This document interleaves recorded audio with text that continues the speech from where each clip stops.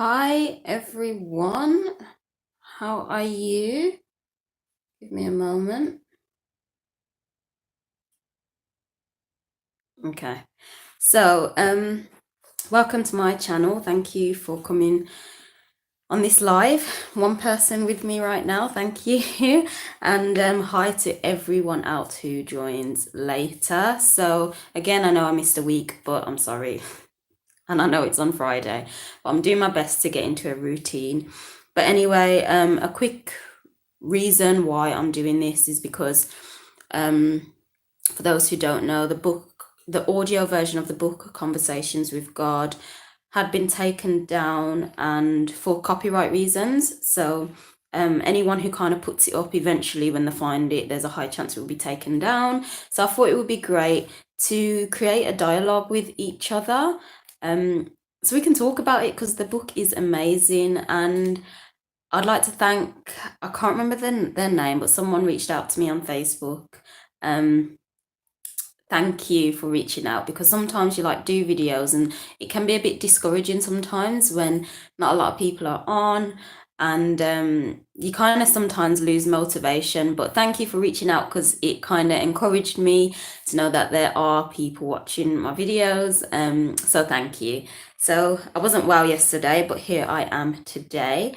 And basically the question for this week, these chapters going from chapter 21 to 25, I believe, of the audio version. I'm not quite sure what the chapters are for the books, but why is the world like this? Why is there so much evil in the world? Why is there so much wickedness in the world?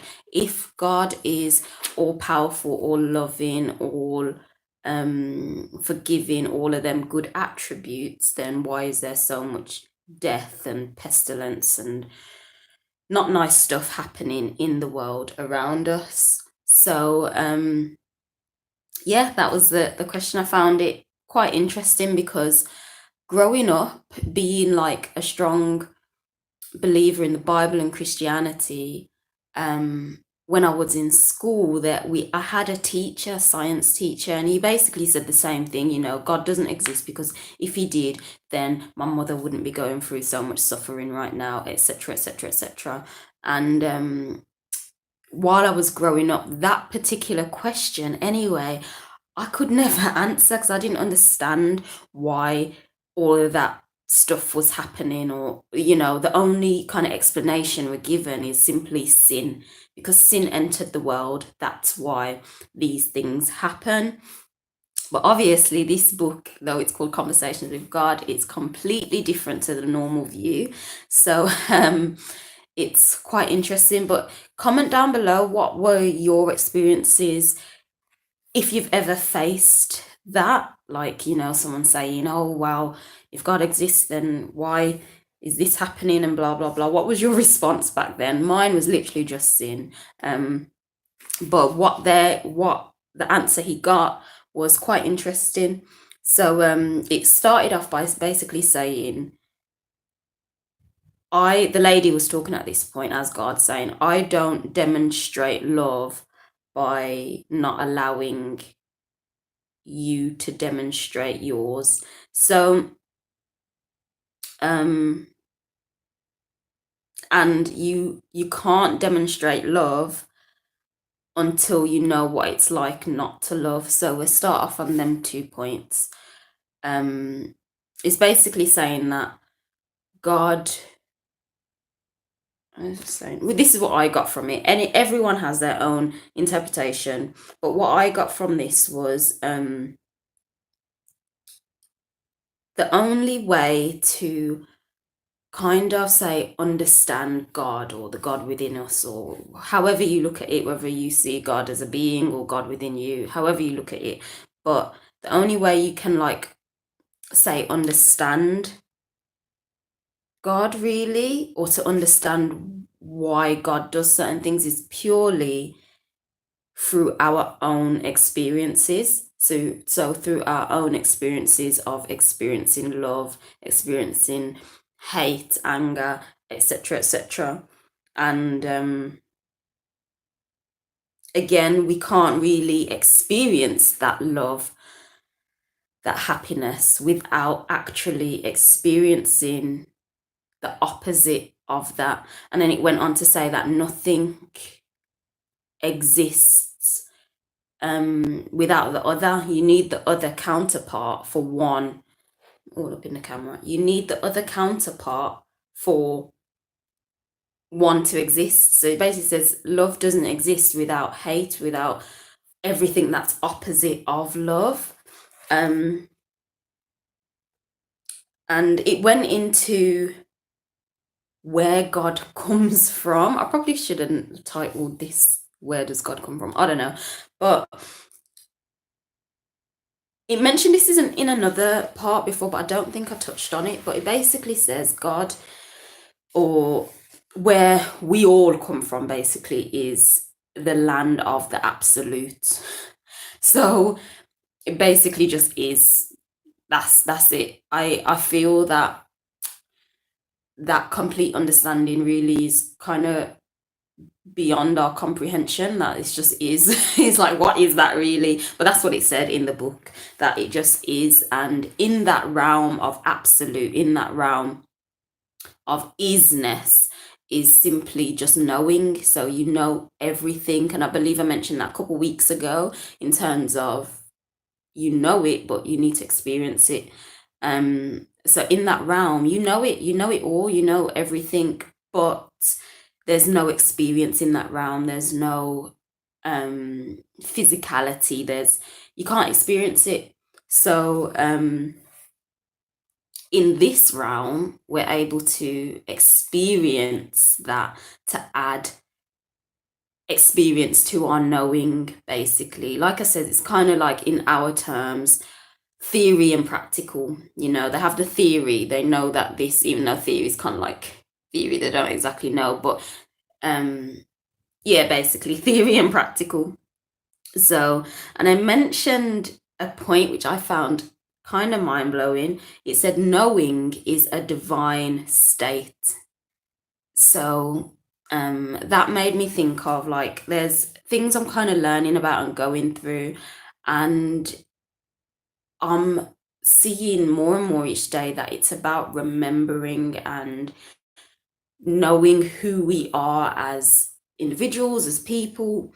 And once we know who we are, it's like that is the divine state, knowing. So it's like in that realm of isness and the absolute, you do know it, but when we come into this physical realm, we forget what we know. So it's about remembering what we know, and then as we remember and we know, we reach that divine state. So it's about remembering who we are to reach back to our divine state.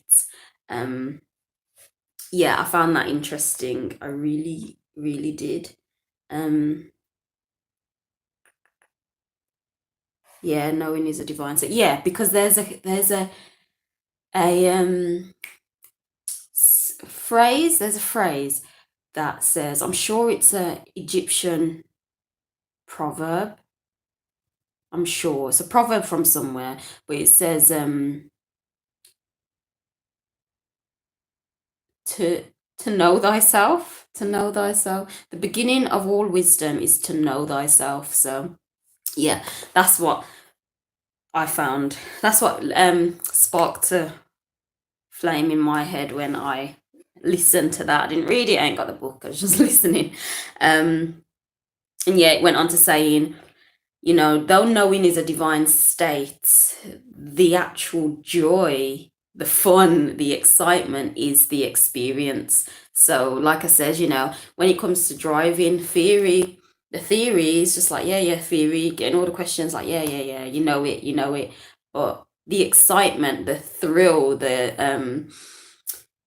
like, yes, I'm getting on the road finally. That's what it was like when I first started to have my driving lessons. Like, oh, I'm experiencing to drive. It's way different than clicking the buttons on the theory and knowing it. So I get that, and it's true. Think of your life, you know.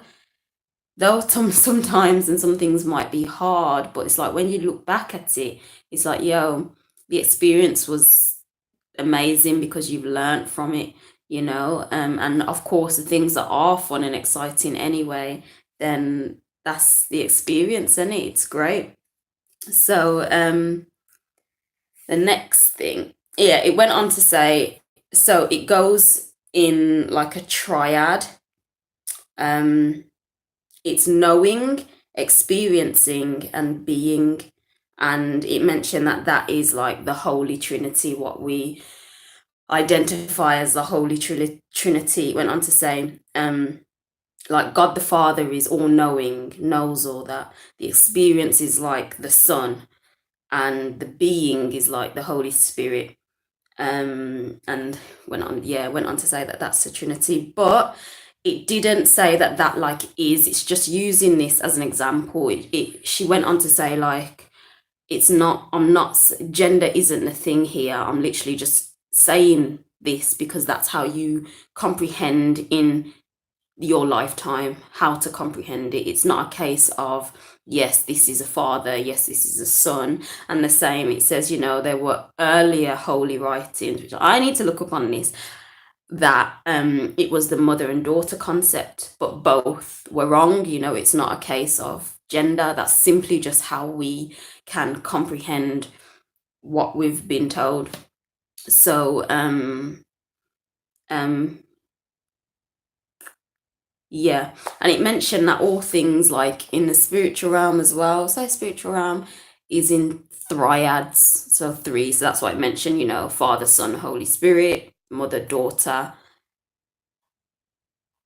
I guess Holy Spirit, I don't know, or Father, Mother, Child. And it mentioned, like, you know, you've got in psychology and counseling, you've got the id, the ego, and the super ego. You've got the mind, subconscious, and the super subconscious. I could be getting that wrong, I'm not sure. You've got thought, deed, and action. So it's mentioned a lot of triads. I was like, that's quite interesting. But in our reality, it's just dyads. That says dyads, so basically just two. So we've got the male and the female. We've got the up, the down. We've got the left, the right. We've got hot, cold, tall, short, and they mention that there's no in between. So getting back to the actual question, like, why is the world like this?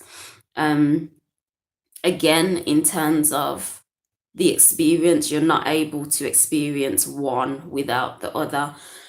Excuse me.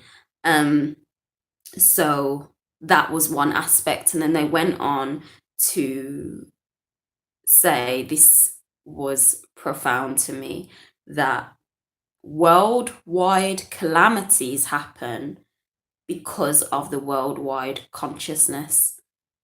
So I was like, yo, so without, that was like the last point, but basically, we're doing it to ourselves, basically, in terms of the collective as a group of people, we're doing it to ourselves. And they mention, like, you know, God itself is not gonna, it just observes, it's not gonna do anything, it's not really right or wrong. God, what we identify as God, is just observing, basically.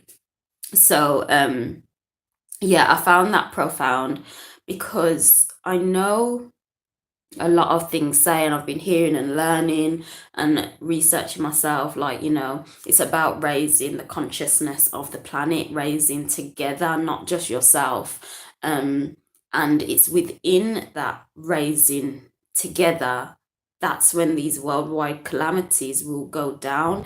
But as we're so, as a planet and as a collective, so out of alignment, would I say, everything is just chaos, isn't it, really? And without knowing, we're creating these calamities to happen. Yeah, and it mentioned in terms of, like, you know, earthquakes and all that stuff is simply just polar shifts.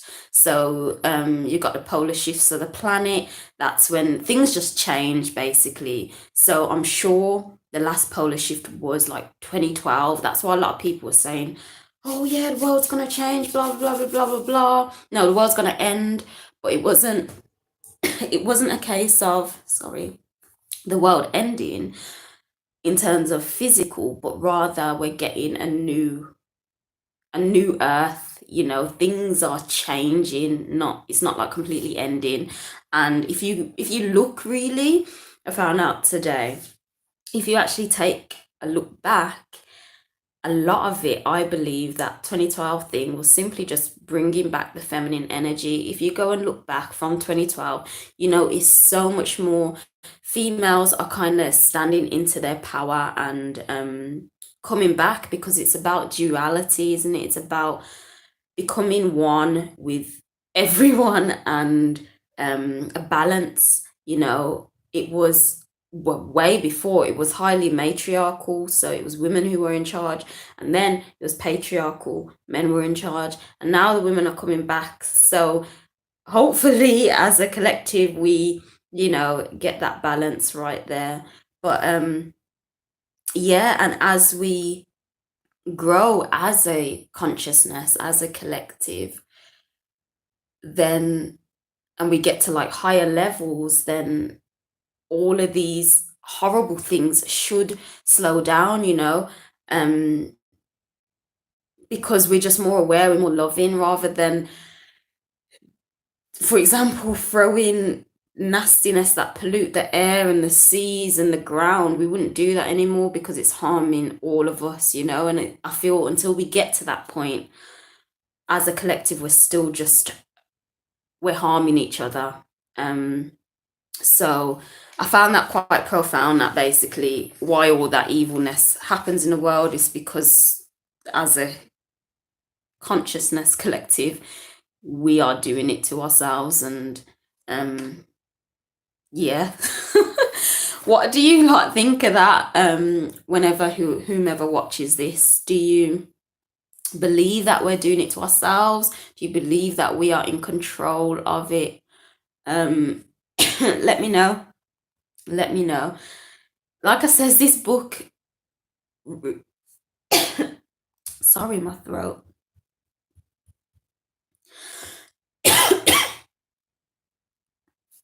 I'm gonna end it here.